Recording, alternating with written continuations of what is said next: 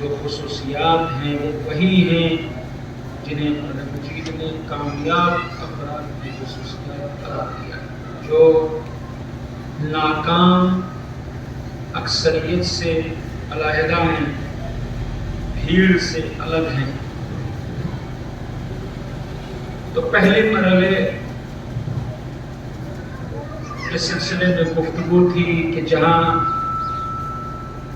نقصان سے بچنے والوں کی صفت یہ ہے کہ وہ صاحب ایمان ہوتے ہیں اور پھر اعمال صالحہ کرتے ہیں، پھر ایک دوسرے کو حق کی وصیت کرتے ہیں، ایک دوسرے کو صبر کی وصیت کرتے ہیں۔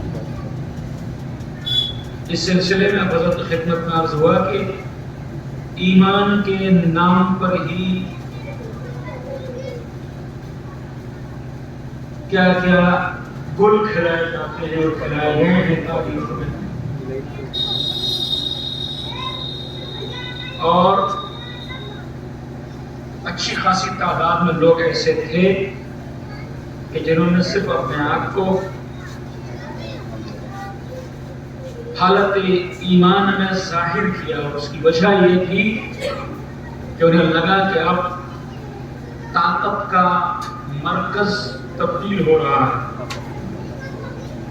جس طرف زیادہ لوگ جا رہے ہیں ہمارے لیے بھی بہتری اسی میں ہے کہ اگر ہمارا دل اسے قبول کرے یا نہ، مگر بہرحال ہم بھی اپنے آپ کو اسی رنگ میں رنگ لیں، تبھی کچھ ہاتھ آ سکتا ہے۔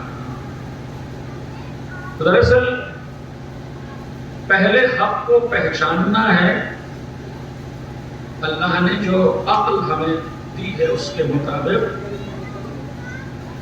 اور حق کو پہچاننے کے بعد پھر دل اسے تسلیم کرے گا، مانے گا، اور اعضاء و جوارح سے اس کا ثبوت ملے گا، تو یہ ایمان ہوگا۔ اور اگر حق کو پہچاننے کے بعد کسی کے لیے اسے قبول کرنا مشکل ہو گیا، اس کی دنیا، اس کے مادی فائدے، اس کی شہرت، اس کا عہدہ، اس کا اقتدار، اس کا قبیلہ، اس کا علاقہ، اس کا خاندان، اس کا گھر، گھر کی محبت، یہ ساری چیزیں اگر رکاوٹ بن گئی اور اس بنا پر وہ حق کو پہچاننے کے باوجود قبول نہ کر پایا، حق کو پہچان کر کے بھی مان نہ پایا، تسلیم نہ کر پایا، دل میں اتار نہ پایا، چونکہ دل خالی نہیں تھا، چونکہ دل پہلے سے اکوپائیڈ ہے، مقبوضہ ہے، پہلے سے وہاں کچھ ہے۔ بھئی آپ اس امام بارگاہ میں اسی صورت میں مجلس برپا کر سکتے ہیں جب یہاں پہلے سے کوئی مجلس نہ ہو رہی ہو، لیکن اگر پہلے سے کوئی مجلس ہو رہی ہے تو پھر آپ نئی مجلس یہاں پہ قائم نہیں کر سکتے۔ تو جس دل کے اندر پہلے سے دنیا بسی ہوئی ہو، جس دل میں پہلے سے دولت کی محبت جاگزی ہو، جو دل پہلے سے اپنی ہوس سے اقتدار میں چور ہو، جو دل پہلے سے طاقت کے نشے میں ڈوبا ہوا ہو، جو دل پہلے سے ناپاک ہو، جو پہلے سے الجھا ہوا ہو، جس میں سے بغض نکلے تو حسد بھر جاتا ہے، حسد نکلے تو نفرت بھر جاتی ہے، اور جب یہ منفی چیزیں الگ ہو جائیں تو پھر اگر کسی کی محبت آتی بھی ہے تو بھی مادی چیزوں کی، کسی کی محبت آتی بھی ہے تو وہ بھی فانی چیزوں کی، ختم ہو جانے والی چیزوں کی۔ تو جب یہ زمین ہی پہلے سے مقبوضہ ہے، خالی نہیں ہے، بھری ہوئی ہے، جس دل کے اوپر پہلے سے کسی اور کی حکمرانی ہے، تو پھر حق کو پہچان کر کے اس پر حق کی حکمرانی کیسے قائم کی جا سکتی ہے؟ جبکہ ضروری یہ ہے کہ اگر انسان مومن ہونا چاہتا ہے تو اپنی انا پرستی کو قربان کرے،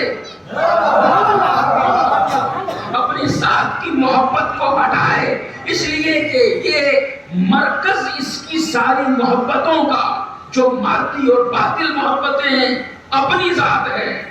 یہ ہر ایک سے لڑ سکتا ہے، خود سے نہیں. یہ ہر بت کا انکار کر سکتا ہے، اپنا انکار نہیں. یہ ہر جھوٹے معبود کو مسترد کر سکتا ہے، مگر بات تب ہے جب اپنا انکار کر کے دکھائے. بات تب ہے جب خود سے لڑ کے دکھائے. بات تب ہے جب اپنے آپ سے مقابلہ کرے اور مقابلہ کر کے اسے شکست دے دے اور اس نفس کو سمجھائے، اس دل کو بتائے تو بندہ ہے، بندہ بن کے رہے.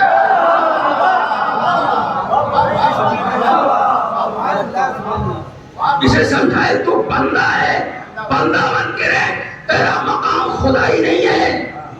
اگر خدائی اختیار کی تو پھر بندہ نہیں رہے گا، تو فرعون ہوگا، تو نمرود ہوگا، تو شداد ہوگا، تو یزید ہوگا، تو حجاج ہوگا. پھر تو بندہ نہیں رہے گا. اور جب تو یہ طریقہ اختیار کرے گا تو ایمان کو بھول جا. جب یہ طریقہ اختیار کرے گا تو پھر یہ مت سوچ کہ مجھے حق کا پتہ ہے. پتہ ہونا اور ہے. پتہ تو شیطان کو بھی تھا کہ آدم ولی اللہ ہے. پتہ تو شیطان کو بھی تھا آدم خلیفۃ اللہ ہے. پتہ تو شیطان کو بھی تھا آدم نبی اللہ ہے. پتہ تو شیطان کو بھی تھا کہ اللہ نے انہیں اپنے ہاتھوں سے بنایا ہے. پتہ تو شیطان کو بھی تھا یہ مصطفیٰ ہے، یہ مجتبی ہے، یہ منتخب ہے، یہ چنے ہوئے ہیں. پتہ تو اسے بھی تھا. پتہ ہونے سے کچھ نہیں ہوتا. اللہ نے کہا جانتے تو سب ہو، میں دیکھنا چاہتا ہوں مجھے تو مانتے ہو کیا میری بھی مانتے ہو.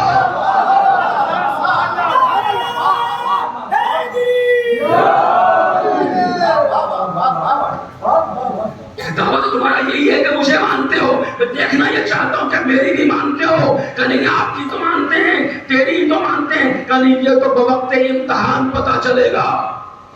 وہ تمہارا دعویٰ تو ہے، ثبوت دینا پڑے گا. پروردگار ثبوت کہاں ملے گا؟ کہاں جہاں ٹکراؤ ہوگا. ایک طرف میرا حکم ہوگا، دوسری طرف تیری خواہش ہوگی. ایک طرف میرا حکم ہوگا، دوسری طرف تیرا تکبر ہوگا. ایک طرف میرا حکم ہوگا، دوسری طرف تیری مرضی ہوگی. ایک طرف میرا حکم ہوگا، دوسری طرف تیرا باطل تصور ہوگا. پھر میں دیکھوں گا تو میری سنتا ہے یا اپنی سنتا ہے. حالات پتہ نہیں چلے گا. جب کشاکش ہوگی پتہ چلے گا، ٹکراؤ ہوگا پتہ چلے گا، مقابلہ ہوگا پتہ چلے گا.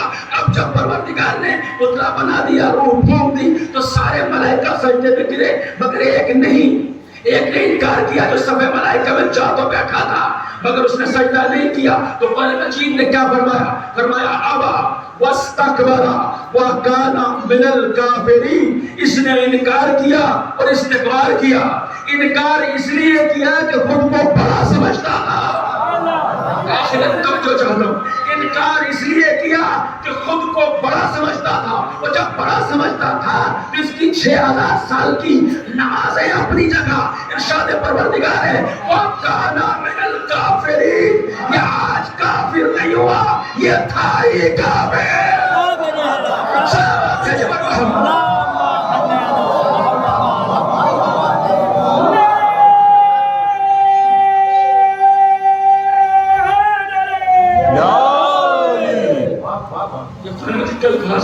کانا من الکافرین. یہ تھوڑی ہے کہ آج کافر ہوا. کانا یہ تھا ہی کافر. بھئی یہی تو عجیب بات ہے.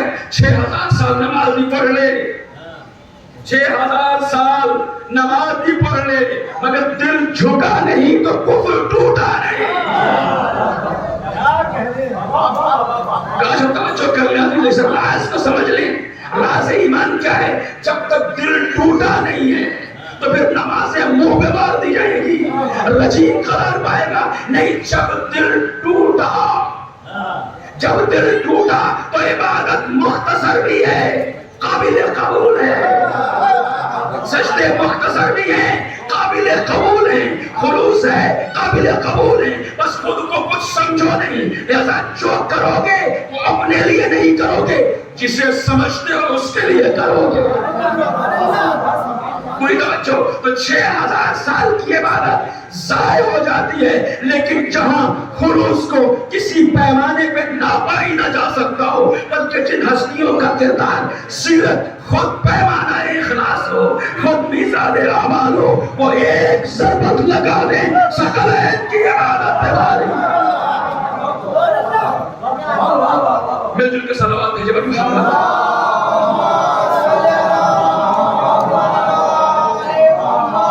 ایک ضربت لگا دیں وہ ثقلین کی عبادت میں بھاری ہو جاتی ہے۔ کیوں؟ کیا راز ہے اس کا؟ راز صرف یہ ہے کہ کون اپنے لیے کچھ کرتا ہے، کون کسی کے لیے، جس کے لیے کرنا چاہیے اس کے لیے کرتا ہے۔ تو میں آپ کی خدمت میں عرض کر رہا تھا کہ جو انسان ہر بت کا انکار کر دیتا ہے، میں سورج کی پرستش نہیں کرتا، چاند کی پرستش نہیں کرتا، ستاروں کی پرستش نہیں کرتا، کسی دریا کو خدا نہیں مانتا، میں کسی بھی مخلوق کو خدا نہیں مان سکتا۔ ہر زائل ہو جانے والی چیز جو زائل ہو جائے، ختم ہو جائے، باقی نہ رہے، وہ معبود نہیں ہو سکتی، وہ خدا نہیں ہو سکتی، سب کا انکار۔ لیکن قرآن مجید نے خطرناک معبود کا ذکر کیا کہ میرے حبیب یہ اپنی ذات کو معبود بنا لیتے ہیں، اپنی خواہشات کو اپنا معبود بنا لیتے ہیں، یعنی یہ جو کرتے ہیں ان کی تمام تر چیزوں کی مرکزیت اور محوریت اور ان کی زندگی کا سینٹرل پوائنٹ اپنی ذات ہوتی ہے۔ اس لیے جو اپنے سے جتنا قریب اس سے اتنی محبت۔ توجہ میں آپ کو چاہتا ہوں کہ بالکل زمینی حقیقت پر ہمیشہ محسوس کریں، جب انسان اپنے آپ سے محبت کرتا ہے اور خود کو ہی سب کچھ سمجھتا ہے، ہو سکتا ہے اسے اس بات کا احساس بھی نہ ہو۔ نہیں، توجہ کیجیے، انسان کو ہو سکتا ہے اس بات کا احساس تک نہ ہو کہ بھئی اس کی زندگی میں مرکزیت اس کی اپنی ذات کو حاصل ہے، اپنی خواہشات کو حاصل ہے۔ یہ مرکزیت نہیں ہونی چاہیے، یہ تو خود ہے، کسی کو تو توڑنا ہے، یہی تو معبود بنتا ہے۔ لیکن ہو سکتا ہے انسان کی توجہ ہی نہ ہو اس طرف۔ اس لیے میں عرض کرتا ہوں، اس لیے میں آپ کی خدمت عرض کروں کہ بارگاہ حسینی سے ہمارا نظریہ بدلے۔ جب نظریہ بدلے گا تو نظر بدلے گی، جب سوچ بدلے گی تو عمل بدلے گا، جب نیت بدلے گی تو کردار بدلے گا۔ تو دیکھو میں آپ کو بنیادی ہمیں جو نظریہ اختیار کرنا ہے وہ بتانا چاہتا ہوں اپنی خدمت میں۔ صلوات بھیجے بر محمد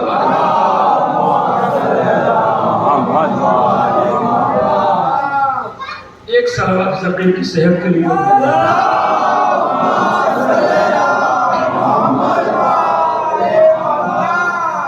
جب انسان خود کو چاہتا ہے، اب دیکھیں نا جو اخلاق کی کتابوں میں اس بات کو بھاری ٹرم کے ساتھ لکھ دیا جاتا، حب ذات، حب نفس، تو سمجھتے ہی ہم تو لوگ۔ میں چاہتا ہوں کہ وہی جو باتیں مشکل لفظوں کے ساتھ کتابوں میں تحریر ہیں وہ اس نمبر کی برکت سے بالکل شربت بنا کے اپنی خدمت میں پیش کر دی جائے تاکہ بآسانی اس کو ہم سمجھ جائیں۔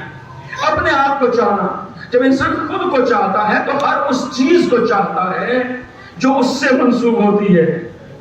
مثال میں مثال کرتا چلوں، انسان کہتا ہے، کیا کہتا ہے کہ دوسرے کا محل اس سے مجھے کوئی لگاؤ نہیں، لیکن اپنی جھونپڑی بھی مجھے عزیز ہے۔ دیکھیں عام طور پر باتیں ہیں نا، دوسرے کا محل ہوا کرے، مجھے اس سے کیا غرض، اپنی مجھے جھونپڑی بھی عزیز ہے۔ تو بھائی اپنی جھونپڑی میں ایسی کیا خاصیت ہے کہ وہ مجھے عزیز ہے، وہ محبوب ہے؟ کوئی خاصیت نہیں ہے، بس یہ ہے کہ وہ میری ہے، اور کوئی خاصیت نہیں ہے، اور کوئی خاصیت نہیں، وہ میری ہے اس لیے مجھے محبوب ہے۔ میرا گھر مجھے عزیز ہے، میری گاڑی مجھے عزیز ہے، پوری توجہ چاہتا ہوں، اپنی اولاد مجھے عزیز ہے، اپنے رشتہ دار مجھے عزیز ہے، مجھے محبوب ہے، ان سے مجھے محبت ہے۔ اب یہیں سے پھر جتنی نسبت کمزور ہوتی جاتی ہے اتنی ہی محبت بھی کمزور ہوتی جاتی ہے۔ نہیں سمجھے بھائی؟ دیکھیے کہ سب انسان کو اپنی اولاد سے محبت ہے اس وجہ سے کہ چونکہ وہ میرے بچے ہیں، صحیح ہے۔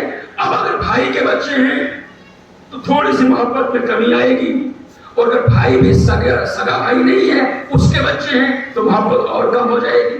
جتنا دوری مجھ سے بڑھتی چلی جائے گی کسی کی، اتنا ہی میری محبت کم ہوتی چلے جائے۔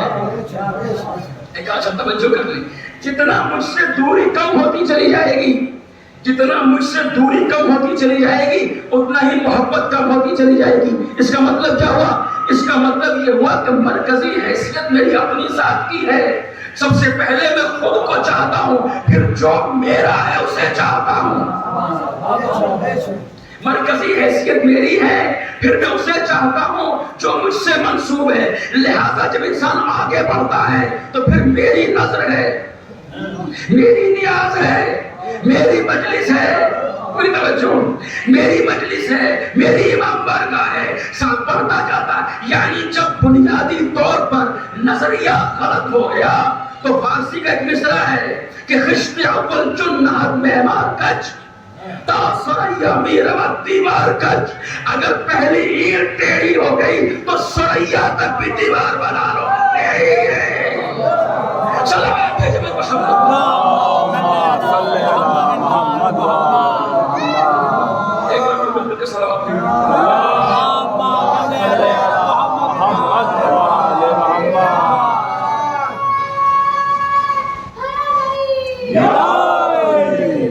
اگر پہلی اینٹ ٹیڑھی رکھ دی گئی تو اس ٹیڑھی اینٹ کے اوپر سریا تک کی دیوار لے جاؤ تو وہ ٹیڑھی رہے گی. جب نظریہ ہی غلط ہو گیا، جب نظریہ ہی غلط ہو گیا، جب سوچ ہی غلط ہو گئی تو پھر عمل صحیح نہیں ہو سکتا. بڑے سے بڑا عمل کر لو ٹیڑھا رہے گا، چھوٹے سے چھوٹا عمل کرو ٹیڑھا رہے گا. اس لیے کہ جس بنیاد پر رکھ رہے ہو وہ بنیاد ٹیڑھی ہے. اس لیے ضرورت کیا ہے اس بنیاد کو سیدھا کرنے کی؟ وہ یہ ہے کہ اپنی محبت، اپنی ذات کی محبت اپنے دل سے نکالو اور اپنے اس نفس کو سمجھاؤ. کون ہو تم؟ کیا حیثیت ہے تمہاری؟ کیا اوقات ہے تمہاری؟ خود سے کہو، سمجھاؤ، خلوت میں سمجھاؤ اس بات کو. تم کون ہو؟ کیا تم نے اپنے آپ کو خود خلق کیا ہے؟ کیا اپنے آپ سے اس دنیا میں آئے ہو؟ نہیں آئے نا. جب خود سے دنیا میں نہیں آئے ہو تو اپنی مرضی سے جا سکتے ہو؟ نہیں جا سکتے. جب آنا بھی تمہارے اختیار میں نہیں، جانا بھی تمہارے اختیار میں نہیں، تو اپنے اختیار سے سو کے دکھاؤ. دیکھیے بہت بہت عظیم بات کی خدمت پیش کرنا چاہتا ہوں. تو اپنے اختیار سے سو کے دکھاؤ کہ نہیں میں نرم و گرم بستر تو بچھا سکتا ہوں، اے سی تو لگا سکتا ہوں، اپنے آرام کا انتظام تو کر سکتا ہوں، لیٹ بھی سکتا ہوں، مرضی سے سو نہیں سکتا. لیٹنا میرا کام، نیند بھیجنا کسی اور کا کام. لیٹنا میرا کام، نیند بھیجنا کسی اور کا کام. اور اگر ایک رات دو راتیں نیند نہ آئی تو کیا کرو گے سونے کا؟ اگر سو نہ سکے تو سونے کا کیا کرو گے؟ بینک بیلنس کا کیا کرو گے؟ اگلے گاڑی کا کیا کرو گے؟ کہا جب توجہ کر لیں چند راتیں وہ نیند دینے والا نیند نہ دے تو کیا آرام، کون سا آرام کس پیسے سے خرید پاؤ گے؟ پتا یہ چلا پوری کائنات کا سونا اکٹھا کر کے سامنے ڈال لو، رب کریم نے جو تمہیں نیند بخش دی ہے اس کا بدل نہیں ہو سکتا. صلوات بھیجو محمد.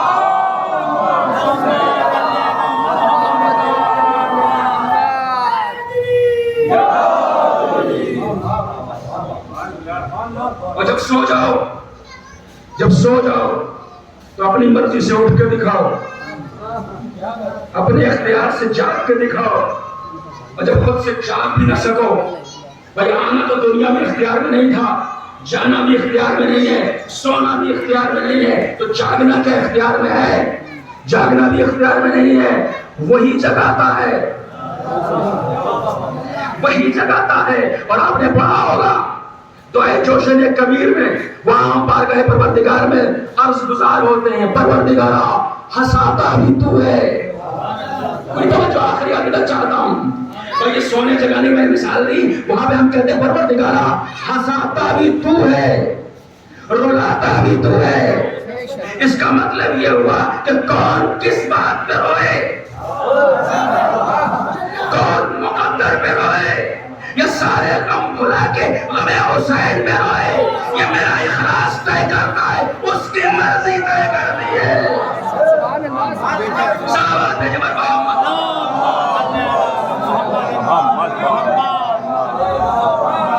اس لیے جب سو کے اٹھو تو بچوں یاد رکھنا ہے دعا تعلیم کی گئی ہے पागए खुदाबंदी में दुआ किया करो, यानी उसका शुक्र बजा लाया करो कि परवरदिगारा तेरा लाख लाख शुक्र कि तूने मुझे मारने के बाद फिर से जिंदगी दे दी। वगरना जब सोए थे तो रूह तो निकल चुकी थी, वो ना चाहता तो पलट नहीं सकती थी, उसने पलटाई है तो फिर से जाग रहे हो। तो जागने के बाद पहला काम उसकी इसी नेमत का शुक्रिया अदा करो। रब्बे करीम सारी तारीफें तेरे लिए जिसने तूने मुझे मारा फिर उठाया। और परवरदिगार की तरफ से जब अपनी आवाज आए कि मेरा शुक्र अदा करना चाहते हो तो मैंने तुझे इसलिए नहीं जगाया कि जाके किसी का दिल दुखाओ, मैंने तुझे इसलिए नहीं उठाया कि जाओ किसी पे जुल्म करो, मैंने तुझे इसलिए नहीं उठाया इसलिए तुम्हारा जिंदगी नहीं कि किसी से बदतमीजी करो, किसी की तौहीन करो, मैंने इसलिए नहीं उठाया कि किसी का रास्ता रोको, इसलिए नहीं उठाया कि किसी को सताओ, इसलिए नहीं उठाया किसी का दिल दुखाओ, तुझे मैंने इसलिए उठाया है कि जब मेरी इतनी नेमतें हासिल कर रहे हो तो कम से कम मेरा शुक्रिया अदा करो। सलावत है जब मोहम्मद।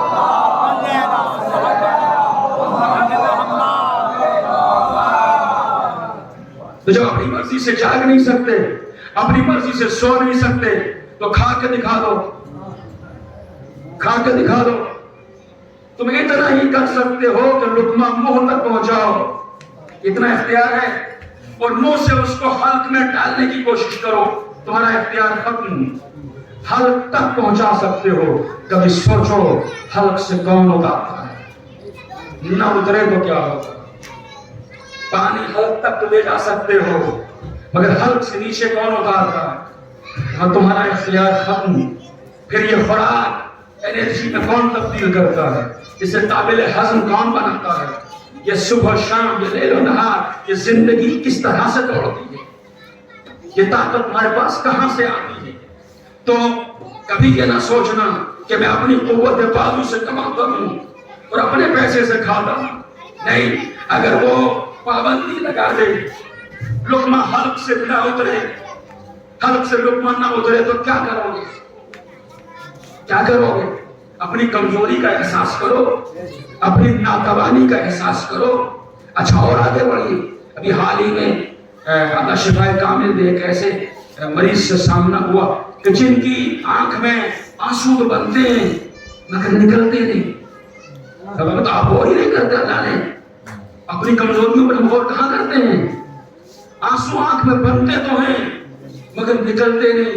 उन्हें वक्तन जा करके आलात की मदद से जमा हुआ आंखों के अंदर पानी निकालना पड़ता है, सक्शन करानी पड़ती है। अल्लाह शिफा कामिल दे। अभी तक उनका इलाज नहीं हुआ। कभी सुना आपने इस बीमारी के बारे में? ऐसे बीमार भी दुनिया के अंदर मौजूद हैं कि जिनकी ये अबरू या चश्म ये हरकत नहीं करते, ये जो बड़ी आसानी से आंखें बंद कर लेते हैं, आंखें खोल लेते हैं। जरा सोचो कि अगर इसके ऊपर से परवरदिगार मेरा इख्तियार खत्म कर दे, बंद हो तो मैं खोल ना पाऊं, खुल जाए तो बंद ना कर पाऊं, क्या करोगे? कौन सी रकम काम आएगी, कौन सी दौलत काम आएगी, कौन सी ताकत काम आएगी? कोई ताकत काम नहीं आ सकती। और है ऐसे मरीज भी दुनिया में, ऐसे मरीज भी दुनिया के अंदर मौजूद हैं। और आगे बढ़ो, ये दिल धड़कना बंद कर दे, ये खून की रवानी बंद हो जाए, ये आंख देखना बंद कर दे, ये कान सुनना बंद कर दे, और नहीं मालूम कब कब किस वक्त अल्लाह की मर्जी से ये दिल धड़कना बंद हो जाए। तो जब मेरे पास अपना कोई इख्तियार ही नहीं है, जब मैं अपने ऊपर अपना मुख्तार नहीं हूं, अपना मालिक नहीं हूं, तो फिर अकड़ता किस बात पर हूं, फिर तकब्बुर किस बात का है?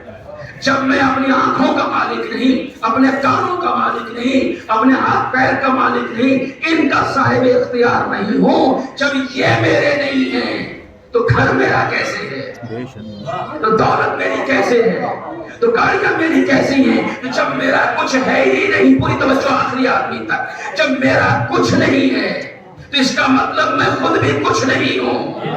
जब ये मरला सर हुआ तो इसका मतलब ये हुआ कि खुद परस्ती के बुत पर हुसैनी फिक्र की तलवारें चलने लगी। بھائی نے کہا میری صحت کا کم سے کم خیال رکھ کر کے میرے بولنے سے پہلے بات کو سمجھنے کی کوشش کیجیے. جو خود پرستی کا بت بل رہا تھا اس پر فکر حسینی کی تلواریں چلنا شروع ہوئی کہ میں کچھ نہیں ہوں، میں کچھ نہیں ہوں، میرا کچھ نہیں ہے. تو اگلا سوال یہ ہے کہ جب تم کچھ نہیں ہو، تمہارا کچھ نہیں ہے، تو وہ کون ہے؟ کوئی تو ہوگا جو سب کچھ ہے، جس کا سب کچھ ہے. اور کیا خود پرستی کو چھوڑا تو خدا پرستی کی طرف انسان پہنچا. اب سمجھ میں آئی مولا کائنات کی حدیث، من عرف نفسہ عرف ربہ، جو خود کو پہچانے وہی خدا کو پہچانتا ہے. صلوات ہے جبر محمد.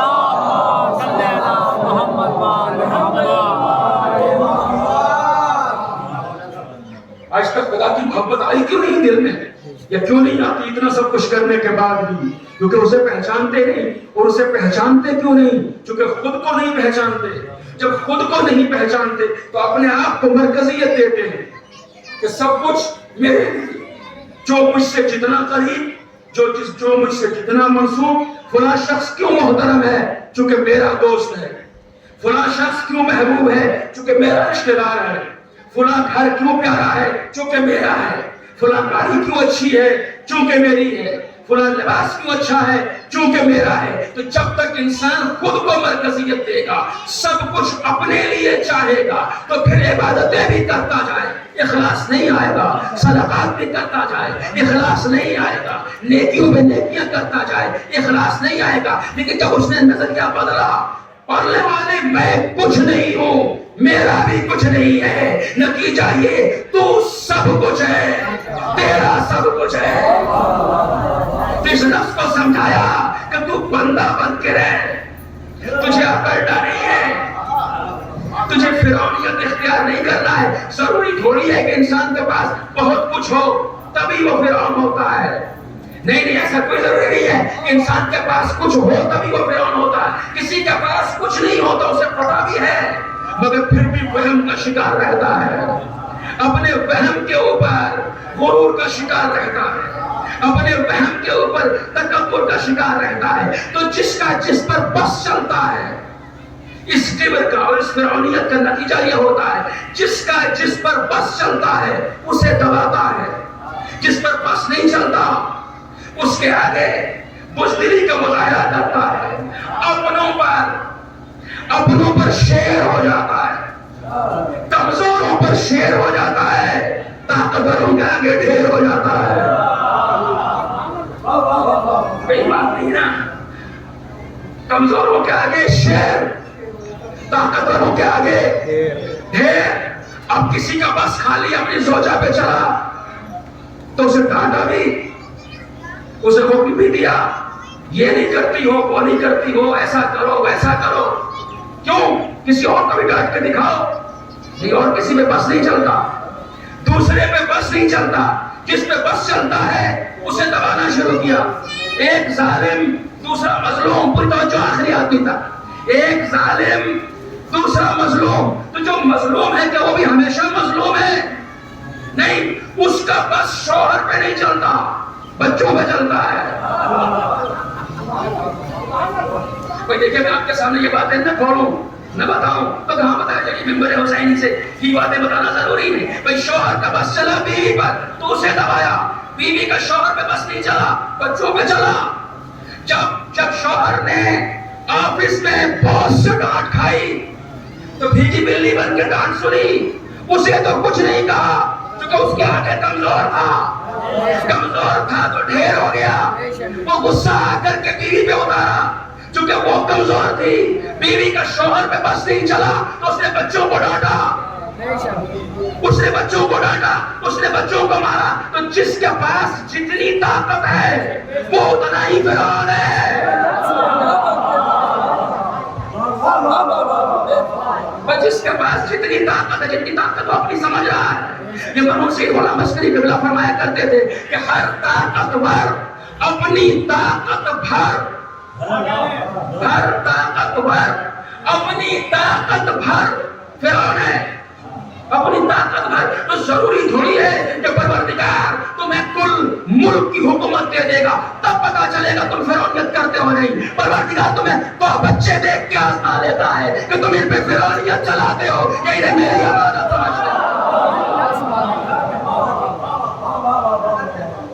ضروری تھوڑی ہے کہ سب کو حکومت ملے گی تب پتا چلے گا، نہیں، جو تمہارے سامنے کمزور ہیں، اگر 2 ہیں تو تب بھی ایسے ہو، 2 کروڑ ہوں گے تو تب بھی ایسے ہی ہوگے، 2 ارب ہوں گے تو تب بھی ایسے ہی ہوگے۔ وہ ایسے بندے کو آزما لیتا ہے۔ لہذا راستہ اپنا صحیح کرو، سوچ اپنی بدلو۔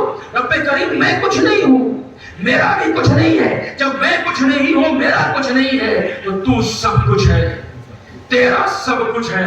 اب جب نظریہ بدلا تو نظر بدلی، اب بچہ اپنا بعد میں ہے، امانت خدا پہلے ہے۔ اب بیوی اس کا جو مجھ سے رشتہ ہے وہ بعد میں ہے، پہلے امانت الہی وہ پہلے ہے۔ وہ اپنے گھر میں تھی، اجنبیہ تھی، پروردگارہ یہ تو ہی تو ہے جس نے اپنے رحم سے، اپنے کرم سے، اپنی رحمت سے اسے میرے نکاح میں دیا، مجھے اس پہ جائز قرار دیا، اسے مجھ پہ جائز قرار دیا۔ یہ تو ہی تو ہے کہ جس نے رشتے قائم کیے، اور اس کے بعد یہ تو ہی تو ہے کہ جس نے اولاد کی نعمت سے نوازا، جس نے بچیاں دی، جس نے بچے دیے۔ تو میرا کیا ہے؟ میرا کون سا کمال ہے؟ لہذا نہ بیوی میری غلام ہے، نہ شوہر بیوی کا غلام ہے، نہ بچے میرے غلام ہیں، نہ بچوں کو باپ کر اور والدین پر کوئی جبر کرنا چاہیے، بلکہ نظریہ بدلو۔ یہ میرے بچے پہل بعد میں ہیں، امانت خدا پہلے ہے۔ یہ میرے پاس بعد میں آئے ہیں، پروردگار کے بندے پہلے ہیں۔ لہذا پروردگار نے اب جو مجھے ان سے محبت کرنا ہے وہ اس وجہ سے نہیں کہ یہ میرے ہیں، اس وجہ سے کہ اللہ کی امانتیں میرے پاس ہیں۔ صلوات ہے کہ محمد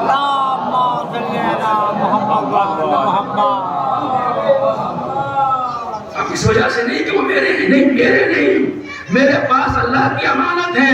تو اب فرق نہیں ہوگا کہ بچے میرے ہوں یا کسی اور کے ہوں، اگر فرق ہوگا تو صرف یہ ہوگا کہ پروردگار نے میرے بچوں کی ذمہ داری مجھ پہ رکھی ہے، مجھے ان کا امین بنایا ہے، دوسرے کا امین اس کے والدین کو بنایا ہے۔ لہذا فرق ذمہ داریوں کا ہے، محبتوں کا نہیں۔ فرق فرائض کا ہے، ذمہ داریوں کا ہے۔ اب سامنے کوئی بھی آ جائے، مالدار آئے، عہدیدار آئے، چھوٹا آئے، بڑا آئے، صغیر آئے، کبیر آئے، اپنا آئے، پرایا آئے، مزدور آئے، محنت کش آئے، یا کوئی سا بھی آ جائے، تو انسان اسے اس کے پیشے سے یا اس کے علاقے سے نہیں پہچانے گا، بلکہ اس کی نظریہ بدلا ہے تو نظر بدلے گی۔ یہ سوچے گا جس خالق کا میں بندہ ہوں اسی خالق کا یہ بندہ ہے۔ اب اسلام سمجھ میں آئے گا کہ سرکاری رسالت میں آپ بچوں سے نہیں کہتے تھے بچوں سلام کرو، بچوں سے کبھی نہیں کہا کہ بچوں مجھے سلام کرو، نہیں، خود سلام کرتے تھے۔ بچہ ہے تو چھوٹا تھوڑی ہو گیا، تم بھی اللہ کے بندے ہو، بھی اللہ کا بندہ ہے۔ سبحان اللہ، سبحان اللہ۔ نظریہ جب بدلتا ہے نا عزیزوں، خود پرستی جب ہوتی ہے تو پھر ہر مالدار عزیز ہوتا ہے، چونکہ اس سے کچھ اپنا مفاد جڑا ہوا نظر آتا ہے۔ انسان یہ نہیں سوچتا کہ اس نے کمایا کیسے، حلال لے کے آیا یا حرام، رشوت لے کے آیا، کسی کو ستا کے تو نہیں آیا، کسی مظلوم کا حق مار کے تو نہیں آیا، کسی کا کچھ غصب کر کے تو نہیں آیا، یتیموں کا مال تو نہیں کھا رہا ہے، پبلک کی پراپرٹی کو تو نہیں ہڑپ رہا ہے، کسی کو ستا تو نہیں رہا ہے۔ یہ سب کچھ ختم، چونکہ اپنی ذات کی اہمیت ہے اور خود کو مال پسند ہے، اس لیے مالدار پسند ہے۔ لیکن جب سرکار رسالت میں آپ کی سیرت طیبہ کو ہم نے دیکھا تو مالداروں کو آپ نے خود سے دور کرتے ہوئے تو نظر آئے، مزدوروں کے ہاتھ چومتے ہوئے نظر آئے، مزدوروں کے ہاتھ چومتے ہوئے نظر آئے۔ اس سے یہ تھوڑی معیار ہے کہ کس کے پاس کتنا ہے، معیار یہ ہے جس کے پاس ہے کتنا حلال ہے۔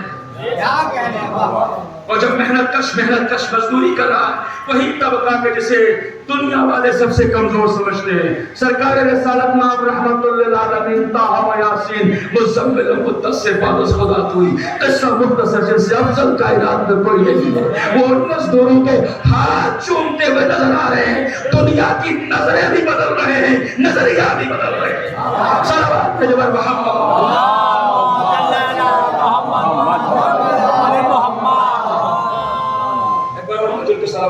جب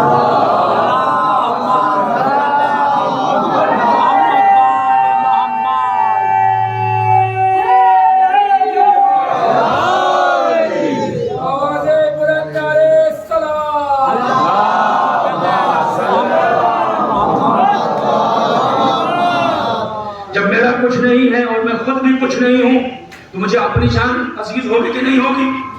اپنی جان عزیز ہونی چاہیے، توجہ، اپنی جان عزیز ہونی چاہیے، مگر ہر کسی اس نظریے سے نہیں کہ یہ میری ہے، کیونکہ میری تو ہے ہی نہیں، یہ نظریہ غلط ہے نا۔ میں نے مثالیں دے کر نے واضح کیا کہ بھائی کیسے میرا سب کچھ ہو سکتا ہے، میں جب خود سے آیا نہیں، خود سے جا نہیں سکتا، سو نہیں سکتا، چار نہیں سکتا، کھا نہیں سکتا، پی نہیں سکتا، دل نہیں دھڑکا سکتا، اپنے آپ سے زندہ نہیں رہ سکتا، جب میں کچھ ہوں ہی نہیں، اس کا مطلب یہ ہوا کہ میں کسی کی مرضی کے مطابق چل رہا ہوں۔ کوئی ہے جو میرا مالک ہے، کوئی ہے جو صاحب اختیار ہے، کوئی ہے جس کا میں ہوں، اور وہ کوئی اور نہیں ہے، وہ وہی ہے جس نے مجھے خلق بھی کیا ہے، میرے پرورش بھی کر رہا ہے، مجھے پال بھی رہا ہے، وہ رب العالمین ہے۔ تو جب سب کچھ اس کا ہے تو مجھے اپنی جان اس لیے عزیز نہیں ہوگی کہ یہ میری ہے، اس لیے عزیز ہوگی کہ یہ امانت خدا ہے، اس لیے عزیز ہوگی کہ اللہ کی دی ہوئی ہے، اب اللہ کی امانت ہے۔ تو فرق کیا ہوگا؟ خود کی سمجھوں گا تو اپنی مرضی چلاؤں گا، دیکھیں نظریہ اور نظر جب بدلے گی تو کردار بدلے گا۔ جب اپنی سمجھوں گا تو اپنی مرضی چلاؤں گا، جو چاہوں گا دیکھوں گا، جو چاہوں گا سنوں گا، جو چاہوں گا کروں گا، خود کو مالک سمجھوں گا۔ لیکن اگر صاحب اختیار اللہ کو سمجھتا ہوں، اگر مالک اللہ کو سمجھتا ہوں، تو پھر یہ ساری چیزیں میرے پاس امانت ہیں، میں امانتدار ہوں، امین ہوں، مرضی اس کی چلے گی۔ امام موسیٰ کاظم صلوات اللہ علیہ ایک راستے سے تشریف لے جا رہے ہیں، ایک گھر کے اندر سے گانے بجانے کی آوازیں آ رہی آنے لگی، اور گھر سے ایک خاتون گھر کی خادمہ نکلی کوڑا کرکٹ پھینکنے کے لیے، اور جب وہ کوڑا کرکٹ پھینک رہی تھی تو امام علیہ السلام کی سواری کا وہاں سے گزر ہو رہا تھا، تو آپ نے اس سے پوچھ لیا کہ یہ بتاؤ کہ یہ گھر، آخری آدمی توجہ چلو، یہ گھر کسی غلام کا ہے یا آزاد کا ہے؟ یہ گھر کسی غلام کا ہے تو آزاد کا ہے۔ اس خاتون نے جواب دیا یہ گھر آزاد کا ہے، آزاد کا ہے، غلام اس زمانے غلام ہوتے تھے، آزاد کا ہے۔ تو مولا نے جملہ کہا، ہاں آزاد ہے، اسی لیے آزاد ہے، آزاد ہے اسی لیے تو یہ جو کچھ ہو رہا ہے وہ اسی لیے تو ہو رہا ہے کہ خود کو آزاد سمجھ رہا ہے۔ پھر توجہ آخری آدمی تک، خود کو آزاد سمجھ رہا، واپس آئی، اور چونکہ آنے میں تھوڑی دیر ہو گئی تھی اس لیے اس کے مالک نے پوچھا کہ کہاں کس سے میں گفتگو کر رہی ہوں، دیر کیوں ہوئی واپس آنے میں؟ اس نے وجہ بتائی کہ ایک شخص تھا اس طرح کے حلیے کا، اس نے خالی اتنا پوچھا کہ یہ گھر کا مالک غلام ہے یا آزاد؟ میں نے کہا آزاد ہے، اور اس نے پھر یہ جملہ کہا اور چلا گیا۔ تو کہتے ہیں کہ اس شخص کے اوپر وہ انقلاب برپا ہوا، اس کے دل کے اندر وہ تبدیلی آئی کہ یہ اس شخص کی تلاش میں یہ جملہ کہہ کے کون گیا ہے، یہاں تک کہ یہ نالین پہننا بھی بھول گیا، ننگے پیر دوڑا، ننگے پیر دوڑا، دوڑ کے تک پہنچا تو پتہ چلا امام حضرت موسیٰ نے جعفر امام کاظم صلوات اللہ علیہ تشریف فرمائے، اور جا کر کے ان سے گفتگو کی اور ان کے ہاتھوں کے اوپر طائب ہوا کہ صحیح بات ہے، میں خود کو آزاد سمجھ رہا تھا اس لیے باغی ہو رہا تھا، آج سے اللہ کا غلام سمجھو گا اس لیے موتی و فرما بردار ہوگا۔ صلوات ہے جب محمد محمد تو کوئی مشکل کام نہیں ہے، ہو سکتا ہے تھوڑا سا شروع میں مشکل لگے لیکن نہیں، اپنی ذات کے بارے میں غور کرنا شروع کر دو کہ آخر ہے کیا میرا، کبھی بھی تو مجھے بلایا جا سکتا ہے، کبھی بھی تو مجھے پکارا جا سکتا ہے۔ جتنوں کو میں عزیز سمجھ رہا ہوں، جن کے لیے میں نہ حرام کا خیال رکھ رہا ہوں نہ حلال کا خیال رکھ رہا ہوں، یہ کب تک اور کتنا میرا ساتھ دیں گے؟ بلا کر یہی پوچھ رہے ہوں گے جنازے میں کتنی دیر ہے، یہی تو پوچھ رہے ہوں گے نا، جنازے میں کتنی دیر ہے، مٹی کب ہے، کہ بس چند مشت خاک ڈالیں اور پھر زندگی بھر کی محبتوں کو صلہ دے دیں، اس سے زیادہ کچھ ہے نہیں۔ اس کا یہ حقیر ہے اور بارگاہ خداوندی، یہ حقیر ہے اور اس کے اعمال، یہ حقیر ہے اور اس کے نظریات، یہ حقیر ہے اور اس کی نیتیں، جو سب کچھ عملی صورت میں وہاں موجود ہے، مجسم حالت میں مجسم شکل میں موجود ہے. لہذا ضروری ہے عزیزوں کہ ہم اپنا نظریہ تبدیل کر لیں. پروردگارا سب کچھ تیرا ہے، میرے پاس ہے جو کچھ وہ بھی تیرا ہے، جو نہیں ہے وہ بھی تیرا ہے. یہ میرا جسم ہے تیرا دیا ہوا ہے، جو گھر ہے میرا تیرا دیا ہوا ہے، اولاد تیری دی ہوئی ہے. مالک تو ہے، امیر میں ہوں. خود پرستی ختم ہوئی تو خدا پرستی خود پرستی ختم ہوئی تو خدا پرستی شروع ہوئی. اب جب خدا پرستی شروع ہوئی تو مجھے اپنے کسی بھی کام کا اجر بندوں سے چاہیے ہی نہیں. نہ کسی سے تعریف چاہیے، نہ کسی سے واہ چاہیے.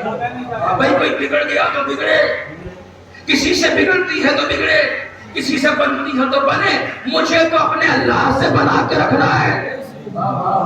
مجھے صرف اس کی پرواہ کرنا ہے. کیوں؟ اس لیے کہ مجھے اگر عزت چاہیے تو اس نے کہا ان العزت للہ جمیعا، عزت میرے پاس ہے. طاقت چاہیے تو اس نے کہا ان القوت للہ جمیعا، طاقت بھی میرے پاس ہے. تو عزت اسی سے ملے گی، طاقت اسی سے ملے گی، محبت اسی سے ملے گی. اور جب یہ انسان اعمال صالحات کرتا چلا جائے گا تو ان الذین آمنوا وعملوا الصالحات سیجعل لهم الرحمن ودا. اس دنیا کے اندر پروردگار اس عمل صالح کرنے والے بندے کو اجر یہ دے گا کہ اسے لوگوں میں محبوب بنا دے گا.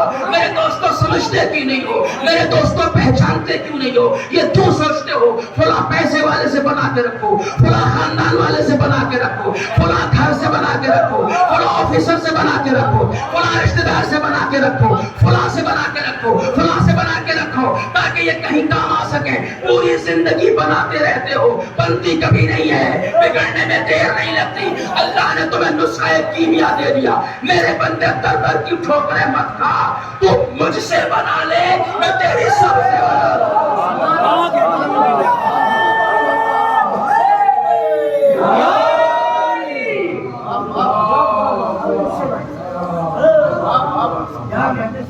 سیدھی سیدھی بات ہے، تو مجھ سے بنا کے رکھ، میں تیری سب سے بنا دوں گا. اور پروردگار جس سے نہ بنے اور میں بنانا چاہتا ہوں تو میرے بندے کی یقین کر، اس سے نہ بننا ہی اچھا ہے. کیونکہ تو اپنی اچھائی نہیں جانتا، میں جانتا ہوں تیرے لیے اچھا کیا ہے، برا کیا ہے. مجھے پتا ہے تیرے لیے اچھا کیا ہے، برا کیا ہے. تیری کس سے بننی چاہیے یہ بھی میرے اوپر چھوڑ دے، کس سے بگڑنی چاہیے یہ بھی میرے اوپر چھوڑ دے. تیری محبت بھی میرے لیے ہونی چاہیے، تیرا بغض بھی میرے لیے ہونا چاہیے. میں تھوڑی چاہوں گا کہ تیری دشمنان آل محمد سے بڑھے. اور تجھے کیا پتا ہے کون اظہار کیا کر رہا ہے، حقیقت کیا ہے. کہ میں نہ چاہوں کہ تیری کسی سے بنے تو اسی میں تو بہتری ہے. مگر نازل و ظاہری طور کے اوپر حلیہ تو کوئی کچھ بھی اختیار کر سکتا ہے، لیکن جب بڑی اور موٹی رقمیں سامنے آئے، امتحان کے مرحلے آئے تو نہیں معلوم نقوی، رضوی، جعفری، کاظمی، سید، زیدی اور کیسے کیسے نام ایک طرف رہ جائیں اور پتہ ہی نہ چلے کب کوئی کہے کہ میں آج سے رضوی نہیں تیاگی ہوں. صلوات بھیجو محمد.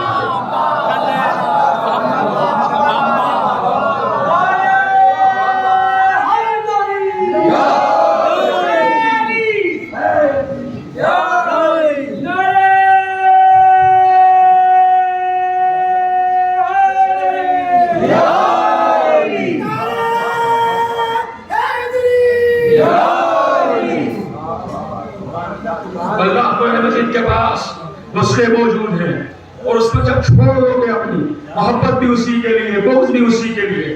سب سے محبت کی ضرورت نہیں ہے، ہر ایک سے محبت کی ضرورت نہیں ہے. کچھ ہیں کہ جن سے عنایت ضروری ہے. وہ کون ہیں؟ ان سے عنایت ضروری ہے جنہیں آل محمد سے عنایت ہے. تو معیار ایک ہی بتا دو، میں اللہ کا ہوں. جتنے بندے ہیں اللہ کے ہیں، مگر کچھ بندے اللہ کے خاص ہیں. جو جتنا خاص ہے وہ میرا بھی اتنا خاص ہے. حب و بغض کا معیار خدا کو بنا لو تو جس سے جو جتنا عزیز ہے وہ مجھے بھی اتنا ہی عزیز ہے. تو اب دنیا پوچھے کہ ضرورت کیا ہے آل محمد سے محبت کی، ضرورت کیا ہے محمد عربی سے محبت کرنے کی، تو بس اتنا جواب دو میں اور کسی کو جانتا ہی نہیں، بس میں تو اپنے اللہ کو جانتا ہوں. چونکہ اللہ کو محمد عربی سب سے زیادہ عزیز ہے، اس لیے ان پر میری جان بھی فدا، مال بھی فدا. اس کے بعد کا مرحلہ کیا ہوگا؟ چونکہ میں حضور سرور کائنات کو سب سے زیادہ چاہتا ہوں تو میں انہیں سے پوچھوں گا نا وہ کون ہے جو لائق صد سلام ہے، وہ کون ہے کہ جو بزم سے نکالنے کے قابل ہے؟ صلوات ہے جبر محمد۔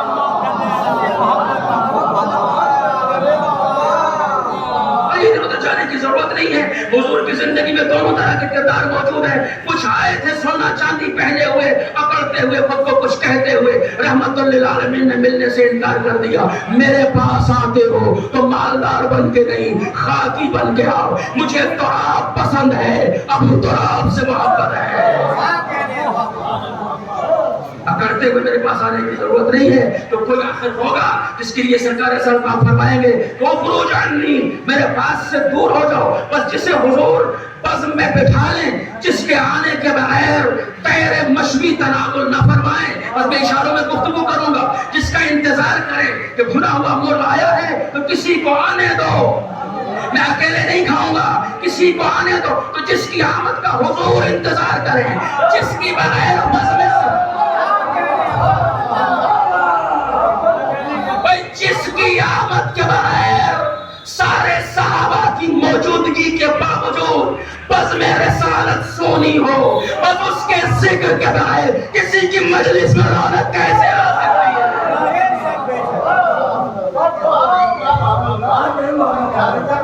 بس جسے حضور نے بزم میں بٹھایا اسے دل پر بٹھاؤ، اسے دل کا مالک بنا دو۔ جسے حضور نے بزم سے نکالا اس سے دل کو باہر رکھو۔ صلوات ہے جبر محمد۔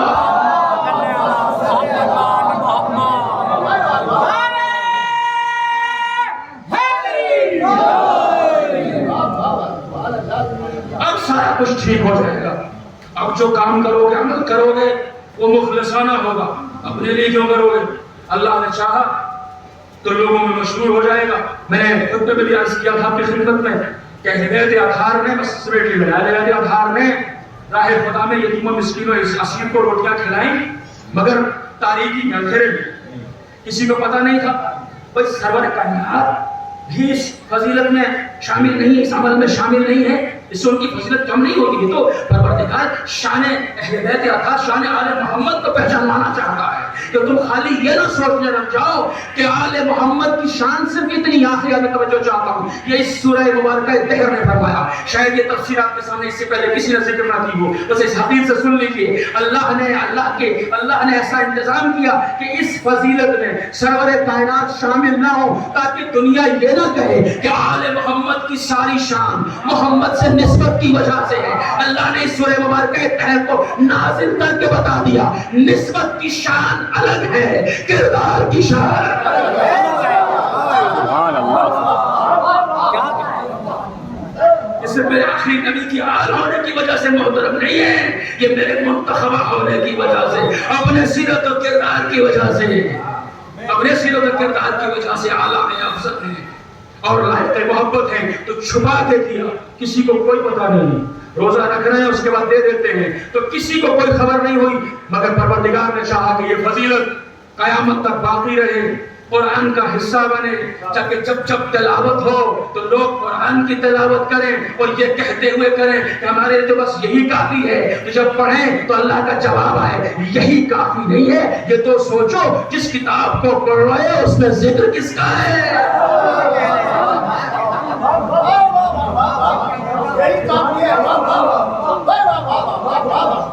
کافی کیسے ہو جائے گی؟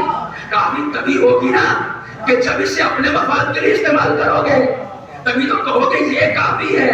کافی اس لیے ہے کہ جیسے چاہے من گھڑت تفسیر و تشریح و تعبیر کر لیں، لیکن اگر سمجھ کے پڑھو گے تو الحمد پڑھو گے تو الحمد کو پڑھتے ہوئے ہی قرآن آواز دے گا صراط مستقیم ڈھونڈو، نبی سے پوچھو صراط مستقیم کیا ہے تو آواز ملے تو جواب آئے گا نبع عظیم علی کی ذات ہے، صراط مستقیم علی کی ذات ہے۔ تو سورہ مبارکہ دہر کا پروردگار نے نازل کر کے بتا دیا کہ ہدایت کی اپنی شان ہے، مستقل شان ہے اور جو ان سے منسوب ہو گیا، جو ان کے در پہ آ گیا، جس نے ان کی غلامی اختیار کی، وہ بھی محروم نہیں رہتا، اس لیے کہ میں بھی رحمان و رحیم ہوں۔ یہ بھی میرے کرم کی تصویر ہے، یہ بھی میری رحمت کی تصویر ہے، یہ بھی میری صفات حسنہ کا آئینہ ہے۔ تم انہیں دیکھتے جاؤ، مجھے پہچانتے جاؤ کہ جب فاتح خیبر ایسا ہوتا ہے، فاتح خندق ایسا ہوتا ہے، سخاوت ایسی ہوتی ہے، شجاعت ایسی ہوتی ہے، بندگی ایسی ہوتی ہے، عدالت ایسی ہوتی ہے، انصاف ایسا ہوتا ہے، حکومت ایسی ہوتی ہے، اقتدار ایسا ہوتا ہے، اطاعت رسول ایسے ہوتی ہے، سنت رسول پہ ایسے چلا جاتا ہے، آپسی محبت ایسے ہوتی ہے، انسانیت نوازی ایسے ہوتی ہے، یتیم نوازی ایسے ہوتی ہے، سجدہ ایسے ہوتا ہے، عبادت ایسے ہوتی ہے۔ تو جب ان کی اس شان اور اس فضیلت کو دیکھو اور پھر کائنات کو ان کے سامنے بونا پاؤ کہ کوئی ان کا مقابلہ نہیں کر سکتا، تو پھر پہچانو کہ یہ عظیم ہستیاں جس کی بارگاہ میں آ کے کہیں رب کریم تو رب ہے بے بندہ،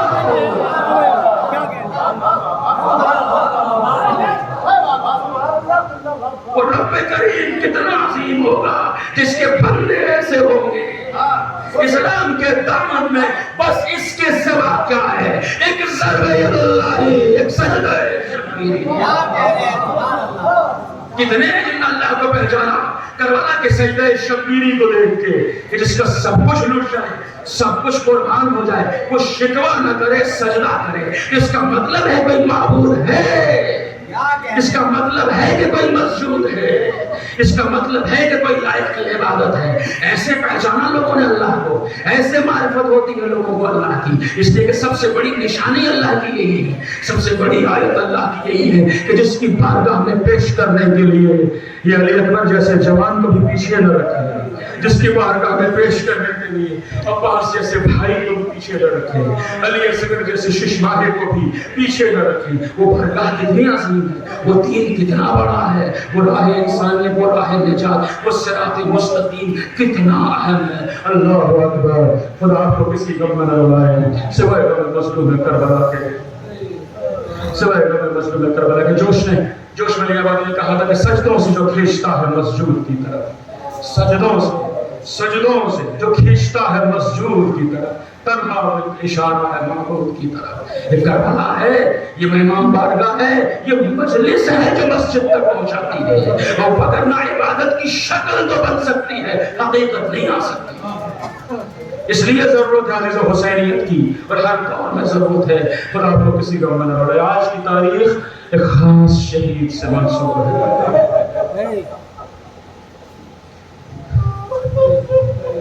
اجر تمہارا اللہ۔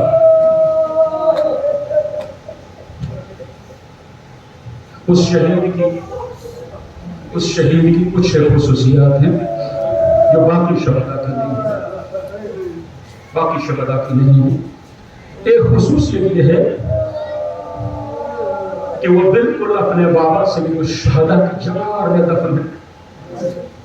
غازی عباس کا مزار الگ ہے، گنج شہداء الگ ہے، حضرت حر کا مزار الگ ہے، حضرت حبیب کا مزار الگ ہے، مگر یہ وہ کربلا کا خاص شہید ہے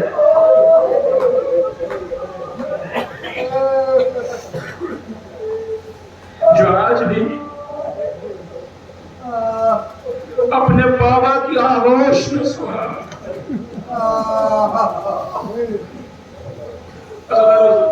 زیارت عاشورہ سے غفلت نہ کیجیے، ان دنوں میں زیارت عاشورہ ضرور پڑھیے اور کوشش کیجیے وقت نکال کے جب زیارت عاشورہ پڑھیے، زندگی میں ایک بار کم کر لیجیے، اور روزانہ کریے یا ہر ہفتے تو بہت ہی اچھا ہے کہ زیارت عاشورہ میں جو 100 مرتبہ صلوات ہے، وہ 100 مرتبہ صلوات بھیجی، جو 100 مرتبہ دشمنان آل محمد پر لعن ہے، وہ 100 مرتبہ لعن بھیجی۔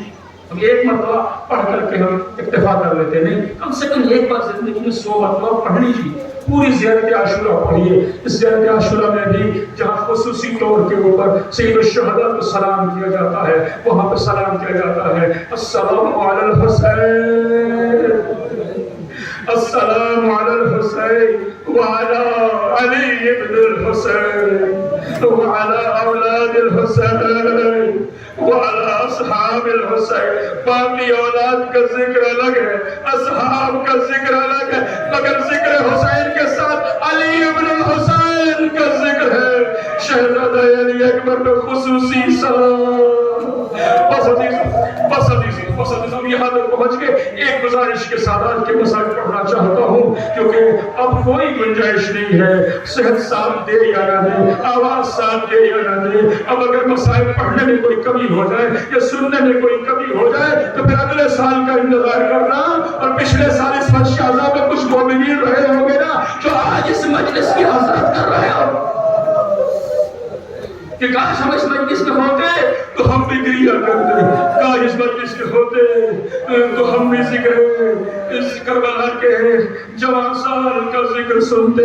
ہاں عزیزوں، راستے میں ایک مقام آیا جہاں روایت کہتی کہ امام حسین صلوات اللہ علیہ اپنی سواری پر بیٹھے ہی کچھ دیر کے لیے گویا اس دنیا سے اس دنیا میں چلے گئے، اور جیسے ہی آپ کی آنکھ کھلی تو آنکھ کھلتے ہی فرماتے انا للہ و انا الیہ راجعون۔ مجھے ایک حاطف نے آواز دی ہے کہ آگے آگے یہ قافلہ جا رہا ہے، پیچھے پیچھے اس کی اجل چل رہی ہے۔ تو شہزادہ علی اکبر نے کہا بابا کہ ہم حق پر نہیں ہیں؟ بیٹا ہم حق پر ہیں۔ تاریخ نے یہ جملہ محفوظ کر دیا کہ بابا اگر ہم حق پر ہیں تو موت ہم پر آن پڑے یا ہم موت پر جا پڑے، اس سے کوئی فرق نہیں پڑتا۔ ایک جملہ سن لو میرے جوانوں اور عزیز بچوں، اگر کوئی کسی گناہ میں ملوث ہو، یہ سوچ رہا ہو کہ ابھی تو جوانی ہے، یہ شان علی اکبر میں گستاخی ہوگی، طے کر لو آج سے زندگی میں جو بھی کوئی برائی ہے شہزادہ علی اکبر کو منہ نہیں دکھا پاؤ گے۔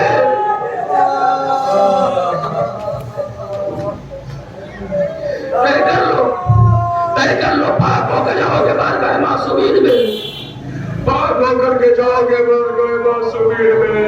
اللہ اکبر، میرے پاس وقت نہیں جو میں آپ کو بتاؤں، میرے پاس وقت نہیں ہے۔ اگر اس دنیا میں شہزادہ علی اکبر ہم پر توجہ نہ دیں گے نا، مولا حسین ہم پر توجہ نہ دیں گے، جنت مل بھی جائے گی تو کسی کام کی نہیں۔ اگر ان کی نظر میں ہم کو دکھانے کا لائق نہ ہوئے تو جنت کی کوئی قیمت نہیں ہے، یہ سمجھ لو۔ کبھی وقت ہوا تو اس کی تفصیل بھی بتاؤں گا، یہ بالکل عین حقیقت ہے۔ ہاں عزیزو، اب جو صبح عاشور نمودار ہوئی تو کائنات آخری بار ایک اذان سنے گی۔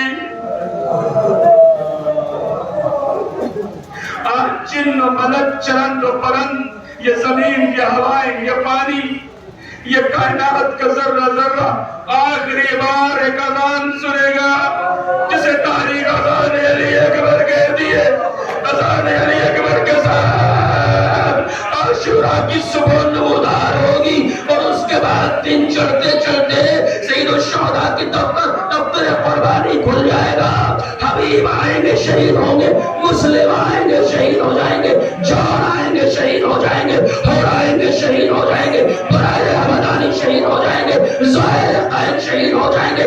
جب تک اصحاب و انصار زندہ رہیں گے بنی ہاشم میں سے کسی کو میدان میں جانے نہ دیں گے، لیکن اب جب اصحاب و انصار کی قربانیاں ہو چکی ہوگی، اجر و قبول اللہ، نماز ظہر ادا ہو چکی ہوگی، اب اصحاب و انصار میں کوئی نہ بچے گا، اور امام مظلوم عالم غربت میں ہوں گے۔ عربی میں غریب اسے نہیں کہتے جس کے پاس پیسے نہ ہوں، عربی میں غریب اسے کہتے جس کا کوئی اپنا نہ ہو۔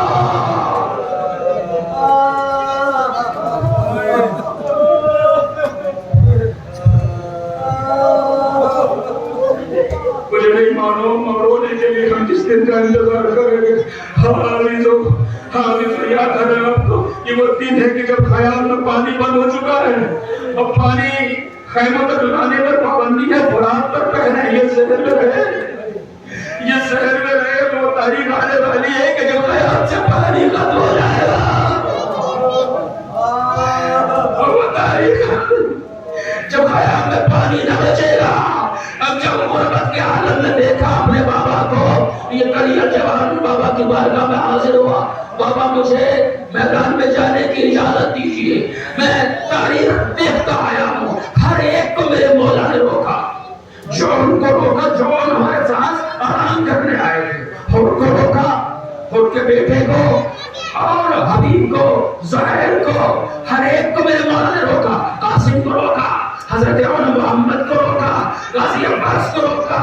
کربلا کا واحد شہید جسے میرے مولا نے روکا نہیں, اپنے ہاتھوں سے اسلحے پہنا ہے, رسول کی کمر بند باندھی, ایک خاص سواری پہ سوار کیا جس کا نام عقاب ہے.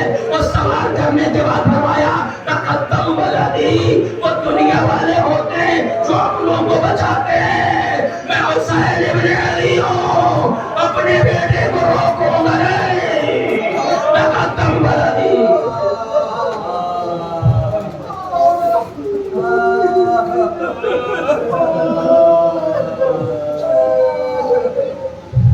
اللہ خدا کے لیے کہ بیٹا میرا کرو, بیٹا آگے بڑھو, آگے بڑھو. مگر ہاں بیٹا, اپنی بیوی سے اجازت لے, بیویوں سے اجازت لے. آپ کو پتا ہے کہ ہم جو ممبر پہ آ کے پڑھتے ہیں, ہماری ایک مجلس پہلے آیا.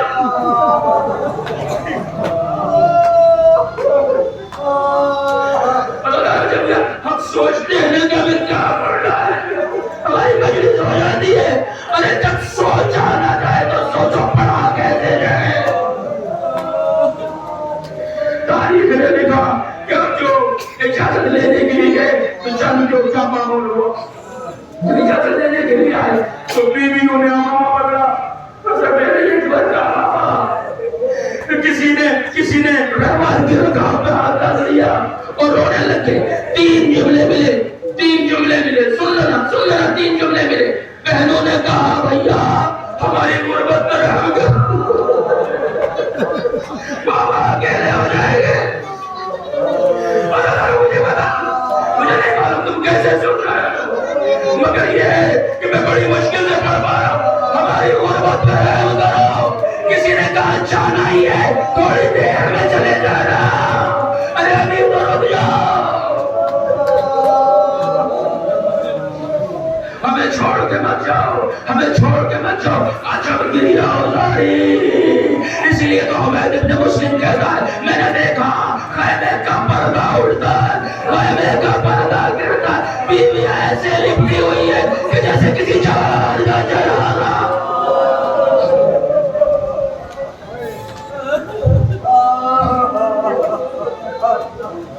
میرے مزاج سے واقعی بڑا مجھ سے مسائل نہیں کرے گا. اجرکم اللہ. اتنے میں شیخ جعفر شوستری لکھتے ہیں کہ حضرت کی ایک بیٹی کا بیان ہے کہ بابا کی وہ حالت ہونے لگی کہ جیسے روح قفس انزلی سے پرواز کر گئی. سید شہرہ کی وہ حالت ہونے لگی کہ جیسے ابھی اس دنیا سے رخصت ہو جائیں گے. اور حق عزیزو, اس حالت میں مولا فرماتے ہیں میرے اہل حرم, اے بیویو اکبر کا راستہ چھوڑ دو, اکبر کو جانے دو. مولا نے اجازت دلائی. اب جو بیٹا روانہ ہوا, اور میری کوشش یہ ہے کہ میں آپ کے سامنے وہی پڑھوں جو عین تاریخ میں لکھا ہے, بس وہی پڑھوں جو عین تاریخ میں لکھا ہے کہ جیسے ہی مولا نے اپنے بیٹے کو روانہ کیا, روانہ کرنے کے بعد بارگاہ خدا بندی میں عرض گزار ہوئے اللہم اشہد قد برز الی ھذا القوم غلام اشبہ الناس خلقا وخلقا برسولہ وَإِذَا كُنَّا اشتقنا برسولہ نظرنا إِلَى وجهه. رب کریم تو گواہ ہے گا, اب میں نے اس قوم کی بارگاہ میں, اس قوم کے پاس تیری بارگاہ میں اسے پیش کر دیا ہے. ارے جو رفتار میں بھی رسول جیسا ہے, جو گفتار میں بھی رسول جیسا ہے, جو شکل و صورت میں بھی رسول جیسا ہے, اتنا رسول کا مشابہ ہے کہ ہم جب تیرے رسول کو یاد کرتے تھے نا تو علی اکبر کا چہرہ دیکھ لیتے تھے.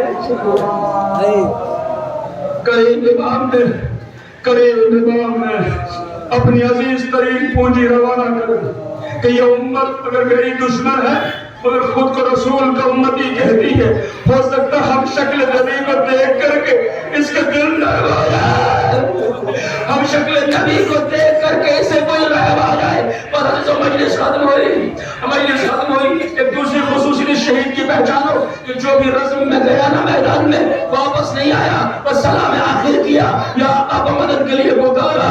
حسین کے کڑی جوان کی خوبی یہ ہے کہ یہ خوب حیدری شجاعت کے ساتھ لڑنے کے بعد واپس بارگاہ مولا میں آیا۔ بابا منظر میں بیان کروں تو کیسے مولا کے جملے بہت دردناک ہیں۔ اللہ مولا کے جملے بہت دردناک ہیں۔ آنے کے بعد حضرت علی اکبر کہتے ہیں بابا ایک تو یہ لوہا جو میرے باندھا ہے اس نے بہت ستایا ہے، گرمی کی شدت ہے، اور دوسرا پیاس نے مار ڈالا۔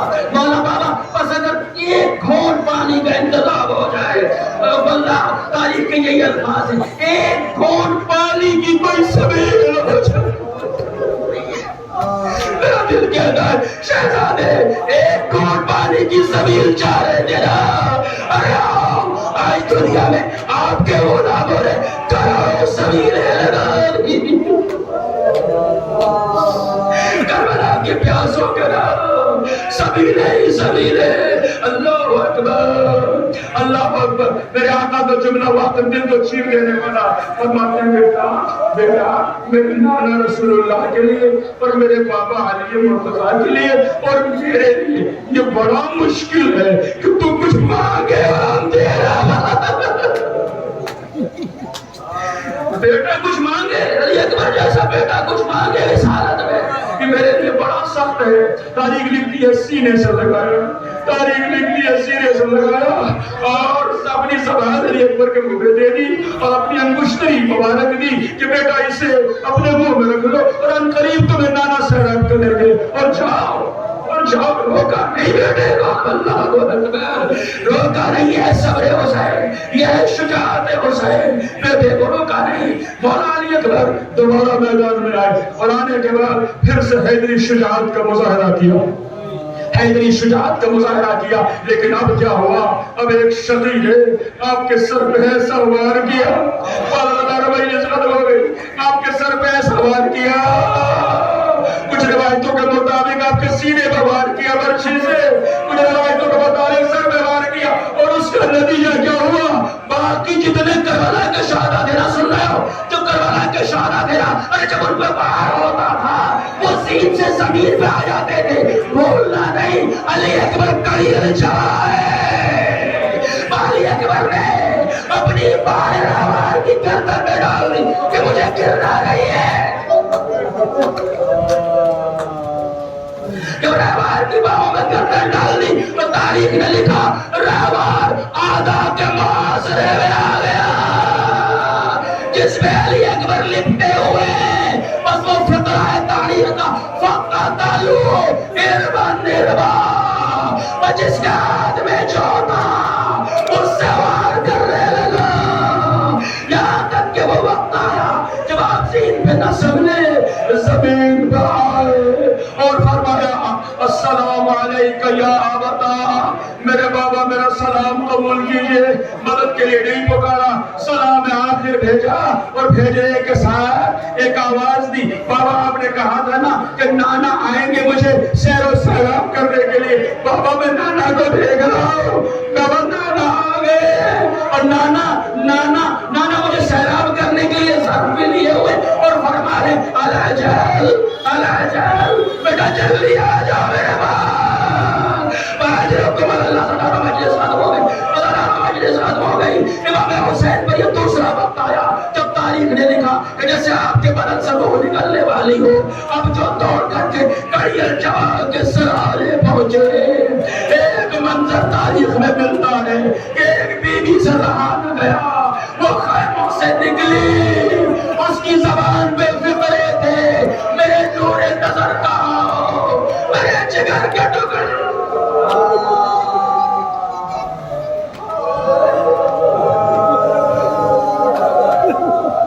میرے نور نظر، میرے جگر کے ٹکڑے۔ بس سمجھ میں نہیں آیا کہ بھٹی طرف کر کے اس طرح سے باہر کیوں نکلی؟ آپ کو معلوم ہے نا سرکار سید الشہداء گولا شیخ خیمے میں نہ لابا اے غازی عباس کا لاشا، اے علی اکبر کا لاشا۔ اب سمجھ میں آیا کہ جب تاریخ نے لکھا فَبَدَا خَطَّهُ وَلَا خَطِّ، امام نے اپنا رخسار اپنے بیٹے کے رخسار پر رکھ دیا۔ روح کا فضل سری سے پرواز کر گئی، وہ بیٹے کو اٹھانا چاہا، بس اٹھاتے تھے رکھ جاتے تھے، اٹھاتے تھے رکھ دیتے تھے۔ ایک شفیع کہتا ہے میں نے کبھی حسین کو اس حالت میں نہ دیکھا، بس دو ہی مقام آئے تھے، ایک میں نے دیکھا ششمائے علی اصغر کو لے کر کے کبھی آگے آتے تھے کبھی پیچھے ہٹتے تھے، جب علی اکبر کو اٹھاتے تھے رکھتے تھے۔ ہاں شاعر نے بزبان حال کہا، شاید اس لیے بی بی نکل آئی کہ لاشا ہے برابر کا کوئی آسے نہ اٹھے۔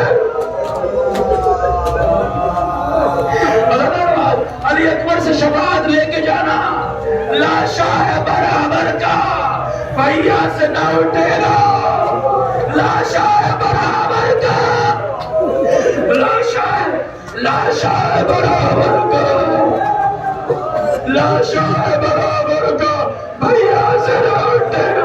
ارے میں پالنے والی ہوں، گودی میں اٹھا۔